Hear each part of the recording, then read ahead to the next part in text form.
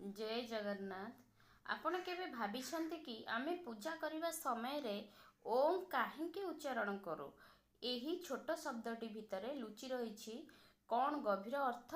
ओम केवल एक शब्द ना यार आध्यात्मिक महत्व आउ किछि अछि?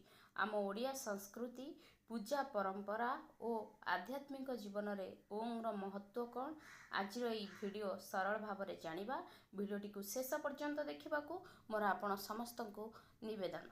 चलतु वीडियोटी को आरंभ करवा। से जगन्नाथ निकट में मु अनंत कोटि प्रणाम दे आरंभ करुच्ची। ओम रो अर्थ एवं रहस्य कौन आज्ञा? ओम अयुक्त उ युक्त म ए तीनोटी अक्षर सम्मिश्रण रे मंत्रराज ओंकार शब्द सृष्टि। अकार अर्थ होची विष्णु, रकार अर्थ होची आज्ञा ब्रह्मा एवं मकार होची शिव को सूचित करिथाय। मु आउ थरे कहूची ओम होची अयुक्त उ युक्त म ए तीनोटी अक्षर अ उ आउ म ए तीनोटी अक्षर मिसिले आमर ओम शब्दटी सृष्टि होइथाय।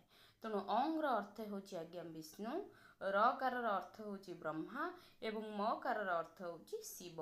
ये तीनोटी ठाकुरों को बुझाए। ओम कहले आपण ब्रह्मा विष्णु महेश्वर को सूचाइब। एणु ओंकार ही जगत गुरु और संसार बीज स्वरूप।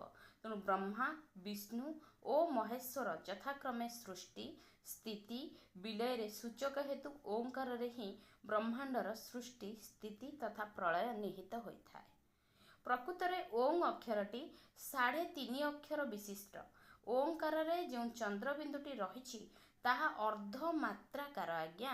एहीपरि भावरे अर्धमात्राकारी ओम उभय अहिक एवं पारत्रिक शांति प्रदानकारी होइथिबारु मुनि ऋषि मानकर परम रहस्य होइथाय आमर ओम।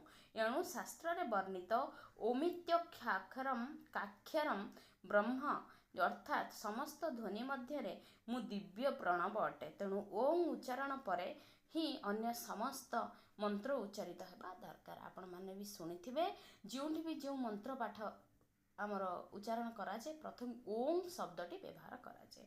कारण समस्त मंत्र मुखरु उच्चारित कारणरू उच्चिष्ट अटंती। ओम एपरि एक शब्द जार कौनसी अंग को स्पर्श न करी उच्चारण करिथाय।